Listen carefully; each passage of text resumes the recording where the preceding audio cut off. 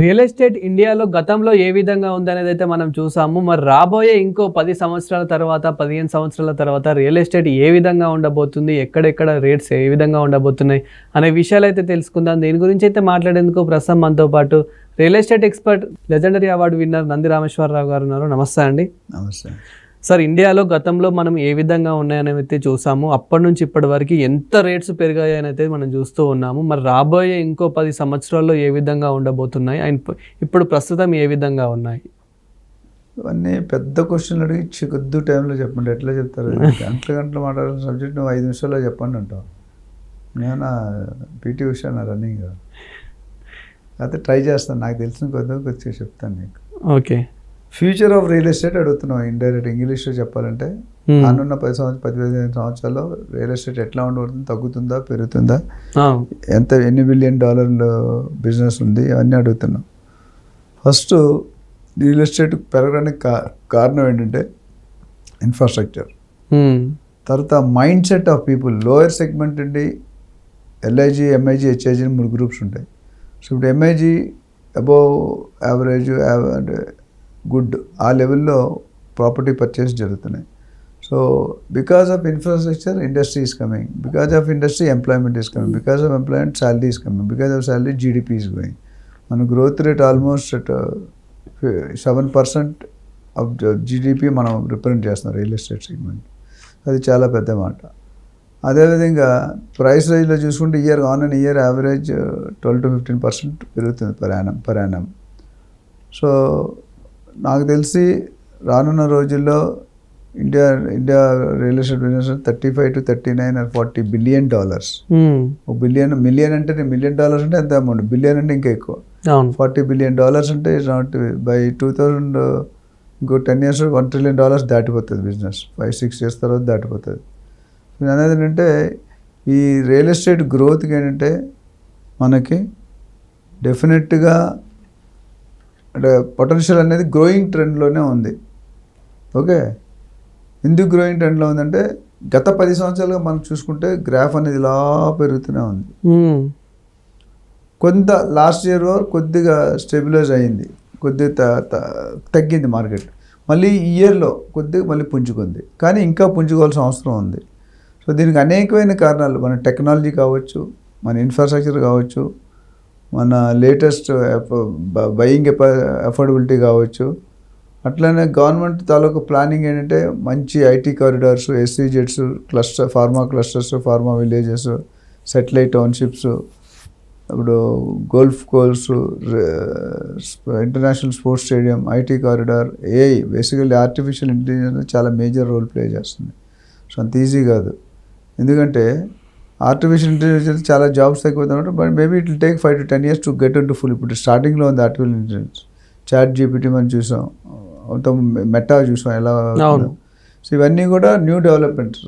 ఒక కంప్యూటర్లో ఏంటంటే మేము ఒకప్పుడు PGDC అనే కోర్స్ చేసాం.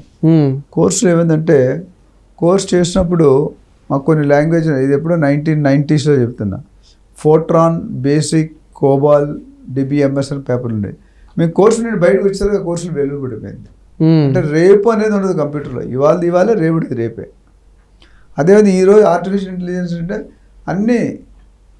అన్ని మ్యాక్సిమం పనులు, కొన్ని పనులు తప్ప మ్యాక్సిమం పనులు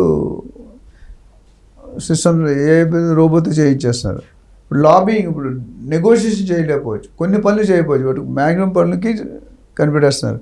ఇప్పుడు మన ఎవరో ఒక సినిమా యాక్టర్ కార్తీక్ అని ఎవరో మేడం, బట్ ఇల్లు ఎలా కట్టింది, ఈ మనుషుల పని అన్ని ఆటోమేటిక్ మెషిన్సే. కొన్ని వేల కోట్లు, 175 కోట్లు పెట్టి ఇల్లు కట్టారంట.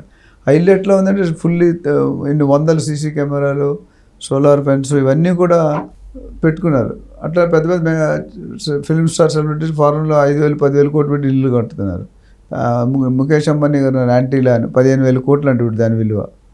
ఇంకోటి అంటే హైదరాబాద్లో పెట్టి, ఇప్పుడు బాంబే, ఢిల్లీ గట్ట, బాంబే వాళ్ళు కూడా హైదరాబాద్ వచ్చి కట్టారు. ట్రంప్ కూడా ట్రంప్ టవర్స్ హైదరాబాద్లో కట్టారు. అంటే హైదరాబాద్కి ఉన్న ప్రాముఖ్యత అట్లా పెరుగుతుంది. ఎందుకంటే హోమ్ బయర్స్లో బయింగ్ కెపాసిటీ పెరుగుతుంది, మైండ్ షిఫ్ట్ అవుతుంది. అంటే మాస్ నుండి క్లాస్కి వెళ్ళడానికి ట్రై చేస్తున్నారు. రవితేజ గారు మాస్ సినిమాలు అంటారు, కొంతమంది క్లాస్ సినిమాలు ఉంటాయి. అదేవిధంగా ఇక్కడ మాస్క్ నుండి నెక్స్ట్ లెవెల్ షిఫ్ట్ అవుతున్నారు. లాస్ట్ ఇయర్కి ఇప్పటికి చూసుకుంటే దాదాపు వాల్యూ 7,000 కోట్లు పెరిగింది ఒక పర్టికులర్ నెలకి జనవరిలో. లాస్ట్ ఇయర్ 38,000 కోట్లు ఉంటే ఈసారి 45,000 కోట్లు ఉంది. సో దాన్ని బట్టి ఏమనుకుంటే నెంబర్ ఆఫ్ రిజిస్ట్రేషన్ పెద్దగా పెరగలేదు, కానీ value of the individual unit పెరిగాయి. అంటే అంతకుముందు 50 లక్షల లోపు ఉన్న యూనిట్స్ ఎక్కువ పెరిగాయి. ఇప్పుడు 50 లక్షలు టు 1 crore 1.5 lakhs సెగ్మెంట్, అంటే లోయర్ సెగ్మెంట్. అంటే నేను చాలాసార్లు చెప్పి ట్రైన్లో వెళ్తే మీరు ఫస్ట్లో సెకండ్ క్లాస్ ఫిల్ అయ్యేది మనకి రిజర్వేషన్, తర్వాత థర్డ్ ఏసీ, తర్వాత సెకండ్ ఏసీ, తర్వాత ఫస్ట్ ఏసీ, తర్వాత కూపే. ఇప్పుడు రివర్స్, ఫస్ట్ కూపే, తర్వాత ఫస్ట్ ఏసీ, తర్వాత లాస్ట్లో సెకండ్ క్లాస్ ఫిల్. అంటే మైండ్ సెట్ మారిపోయింది. ఇప్పుడు జనరల్లో కూర్చోలేము మనం, వెళ్ళి అవును సెకండ్ క్లాస్ కూర్చున్న సౌండ్ పొల్యూషన్ ఎక్కువ.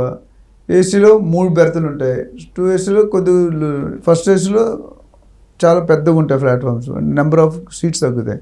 అంటే జనాలు ఏం కోరుకుంటున్నారంటే మా దగ్గర డబ్బులు ఉన్నాయి, మాకు లగ్జరీ కావాలి, సర్వీస్ కావాలి, ఫెసిలిటీ. ఒకప్పుడు ప్రొడక్షన్ ద్వారా ఎక్కువ డబ్బులు వచ్చేవి, ఇప్పుడు సర్వీస్ ఇండస్ట్రీస్లో ఎక్కువ వస్తుంది. అర్థమవుతుందా మీకు? సో ఆ మైండ్ సెట్ అనేది మారుతుంది. సో మారినప్పుడు ఎందుకు మారుతుందంటే దానికి ఆ విధంగా గవర్నమెంట్ కూడా ప్లానింగ్ క్రియేట్ చేస్తున్నారు.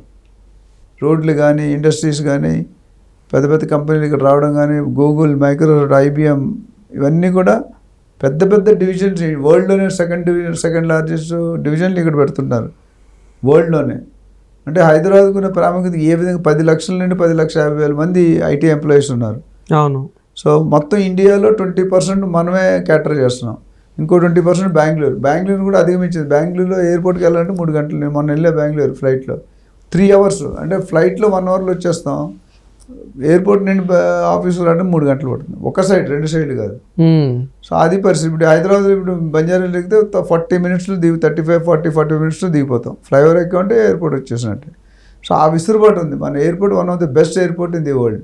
సో అట్లాంటి మనకున్న ఆర్కిటెక్చర్ కానీ, డిజైనింగ్ కానీ, టెక్నాలజీ కానీ, నోహో కానీ, లేటెస్ట్ మెథడ్స్ కానీ, లేటెస్ట్ కన్స్ట్రక్షన్ మెథడ్స్ కానీ, ఇవన్నీ కూడా మనం అర్హులను. మనకి city is expanding all 4 directions. Minimum 100 kilometers వరకు వెంచర్లు వెళ్ళిపోయి, 100 kilometers దాటే. జడ్చర్ల కానీ, వికారాబాద్ కానీ, జైరాబాద్ కానీ, యాదగిరిగుట్ట కానీ, విజయవాడ హైవే కానీ, కంపల్లి హైవే కానీ, ఇవన్నీ చూసుకుంటే ఎక్కడికి వెళ్తున్నామో మనకు తెలియదు. అసలు బయట ఎవరైనా ఫారినర్స్ లేదా NRIs 10 సంవత్సరాల ముందు వెళ్ళిపోయిన ఇప్పుడు వస్తే నేను హైదరాబాద్లో ఉన్నానా, న్యూజెర్సీలో ఉన్నానా అనేది మనకి డౌట్ వస్తుంది. చాలామంది పెద్దవాళ్ళు, చాలామంది ఫారిన్ కస్టమర్స్తో వర్క్ చేస్తారు, NRIs ప్లస్ ఫారిన్ కస్టమర్స్. వాళ్ళు హైదరాబాద్ చూడగానే they feel very happy. The kind of ఫుడ్లో అన్ని రకాలు ఉన్నాయి, ఏ లెవెల్లోనైనా బతుకుతాడు, అట్మాస్ఫియర్ బాగుంది, కల్చర్ బాగున్నది, ఫ్రెండ్లీ ఉంటుంది. ఏ రాష్ట్రం అయినా, ఏ కంట్రీ అయినా ఇక్కడ బతికేస్తాడు. మన దగ్గర చాలామంది ఫారినర్స్ కూడా ఇక్కడ సెటిల్ అవుతున్నారు. సో దాన్ని బట్టి చూసుకుంటే India future of real estate మాత్రం చాలా ఫాస్ట్గా ఉంటుంది అనుకుంటున్నాను, అండ్ బాగుంటుంది కూడా. నెక్స్ట్ 10 years అయితే real estate is going to rock, especially in Telangana, Hyderabad. తర్వాత ఏపీ కూడా పుంజుకుంటుంది. అది కూడా స్టార్ట్ అవుతుంది. దీని మీద కొద్దిగా 1-2 years తేడా ఉన్నా, ఫస్ట్ ఫేజ్ అయిపోతే కనుక ఓన్లీ గవర్నమెంట్ స్టెబిలిటీ కోసం కొంతమంది ఆలోచిస్తున్నారు. But otherwise it is going to be good. Thank you sir. Thank you.